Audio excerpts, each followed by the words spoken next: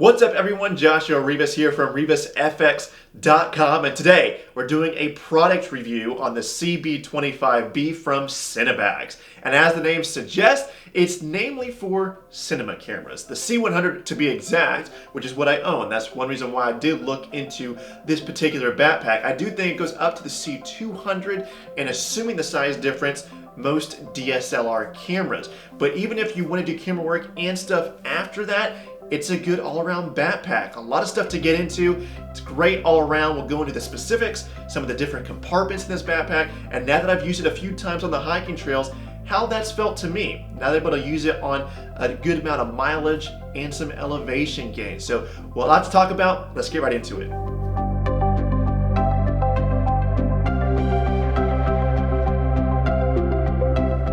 All right, so this is the front. Looks pretty nice.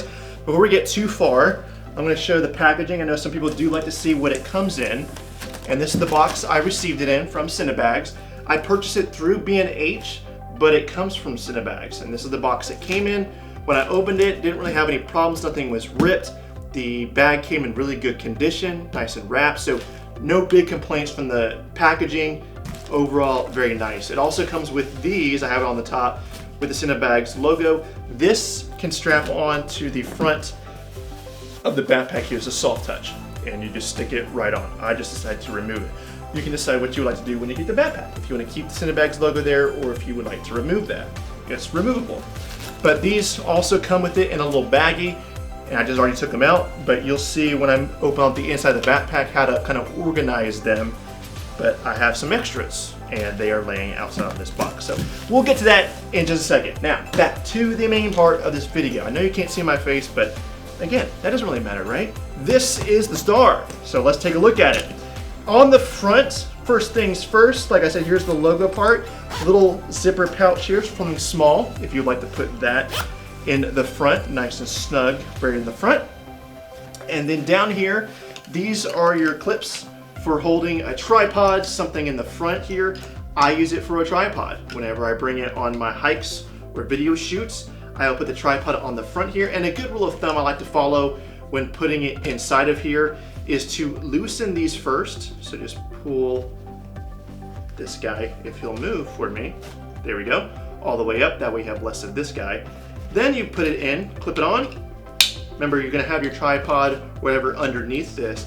And then you just pull this strap and tighten it back up. That's a good rule of thumb I like to follow. That way you're not pulling too much on this to force it in terms of tightening everything.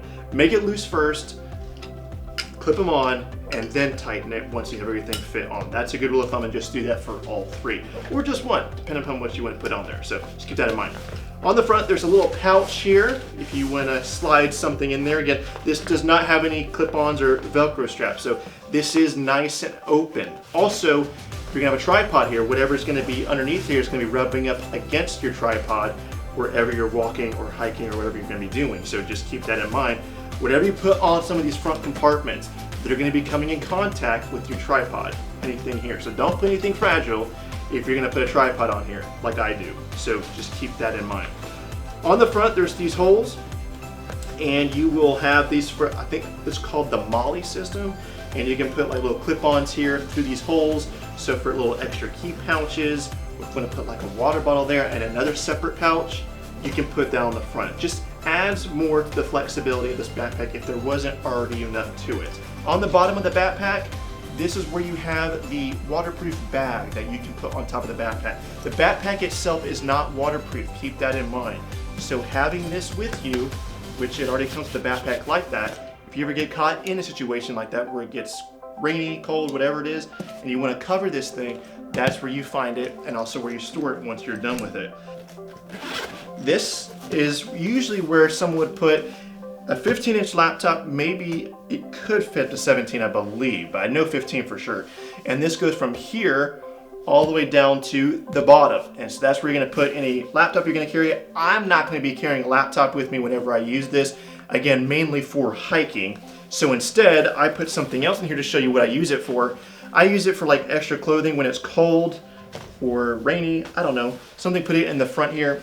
fits nice and snug all the way down, and there's a lot of room. So if you have a lot of gloves or anything, extra socks, something pretty small and soft that will rub against your tripod if you're gonna keep carrying that, then that's what you're gonna be using that for. It fits nice and snug. Also on the front, there is another compartment here, and I put a little ear thing to show you that's what I use it for. Fit it nice in the front, fits nice and snug. Again, something else that's also pretty soft, but it's not a huge compartment, but it is big enough to fit most things that you can put in there. On the top of the backpack, it's another compartment, and I tend to use this for my sunglasses or my battery compartment for my C100. That's usually what I use that for. It's bigger than it's not a huge compartment, but it is bigger than you think. Just adds more to the flexibility of this backpack. Also on the top side, little side compartment, I usually keep in a little extra SD card up here for when I'm shooting, so just keep that in mind. And on the other side, you have the option of another side pouch. So really, really nice. On that side, we're gonna stay on this side. You have two small pouches.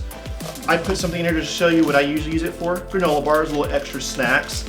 So I put those on the side. I can fit about 2 of those, maybe even 3 if I'm really feeling ambitious. And I can fit 3 of those inside of this small pouch and just double that again on the bottom pouch. So pretty big compartments if you fit it just right. On the opposite side, it's not 2, it's 1 long pouch. And again, I have something here to show you how I use it for. I have a water bottle in here, and that's usually what I use it for. Whenever I carry stuff when I go hiking, I put a water bottle in there. And it's not just 1 that I fit in here. I can fit 2 full water bottles on this side. So a very large compartment that you can use it for. Obviously you can use it for anything else, not just a water bottle, but when I'm hiking, that's what I use it for. There's also a little ID badge on the side if you want to use that there. Here's your shoulder straps. Also, a few holes here that you can add a little extra to the MOLLE. And so if you want to add a water bottle pouch on the front when you're hiking or doing other stuff, you can add stuff. So again, just as if all these compartments weren't enough, having these allows you even more flexibility with this. These roll back like so that way you can get to the most important part where all your important stuff are. Before I get to that, I do want to point out the waist belt, which if you're like me and carrying extra camera gear and don't want to have all the pounds to be on your shoulder, this is your best friend. This is my best friend. And the fact that I figured out how to tighten this made me literally jump for joy. It was amazing. So looking at this, I'm gonna go ahead and clip this on to show you how to loosen this and tighten this. So on both sides, you have, I don't know what this is called. I'm not even gonna try. I'm just gonna say this is how you're gonna tighten it. And it's on both sides. So you have it on both sides, and you loosen it by taking this strap, and if my fingers can work tonight, and that will roll through the side, roll back to the other side as well. And so now it's completely separate from this. This will roll either closer to you or closer to the outside of the backpack. A rule of thumb is the closer it is on the inside, the tighter this is going to end up being on you. The further away, the looser it's going to be. So depending upon your waist size or how tight you really want it to be when you're hiking, that's a good rule of thumb to follow.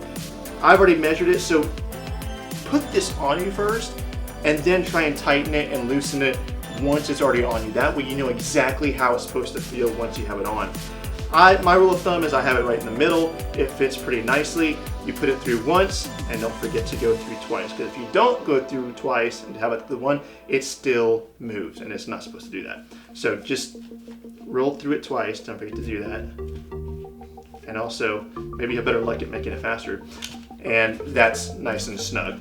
Just make sure you do on both. That way it's a little bit even. That way it's not really tight on this side and not tight on this side. Uneven, it's not gonna be nice for the backpack. So just keep that in mind. Do it on both sides. Keep it even. Keep a mark on where you have that strap. But once you have it on there and it's nice and tight, again, it really takes off a lot of the weight. And usually whenever I'm hiking, since I have all my camera gear, it ends up being about 30 pounds. No joke. Now, on the inside of this is where all your important stuff are. Nice padding, that way when I when it rubs up against me when I'm hiking, it's not too painful, pretty nice and soft. Also on the front, you have 2 more zipper pouches. So since it's closest to your back, that means everything back here, no one can ever get to while it's on you. So if you want to put like extra important stuff like keys or a wallet there, you can certainly fit there. Again, extra compartments. Also on this front side, this, I don't know if you can remove it. I know you can roll this up and kind of just do it like so. This is another sticky thing. Wow, learning stuff all day long. Look at that, amazing. But for now, I'm gonna leave that out because what I typically do is I leave this out and I put my mic here on the front, and I wanted to keep it close to my back, so that was a good spot to put it in there. Inside the main compartments, again, this is just one way to put this together. It's so flexible. Just put it the way you want to. The only thing I want to point out is that usually this is a good starting point in terms of how you want to place everything inside of your backpack. On the bottom of these is the Velcro side. So these are soft touch. This is your sticky side. And it's only on one side. This doesn't have anything on it.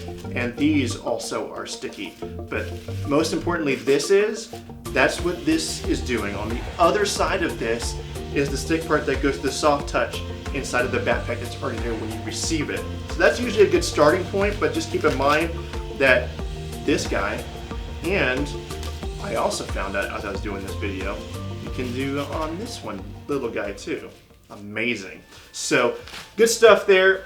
Allows for a lot of flexibility with this, but this is how I set mine up.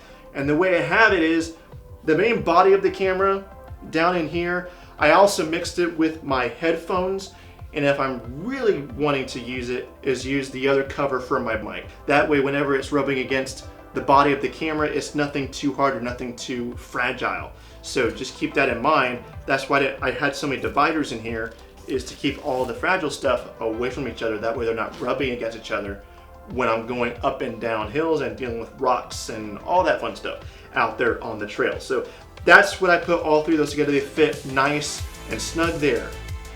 On this side, where you see the cattail. So obviously that's where that goes.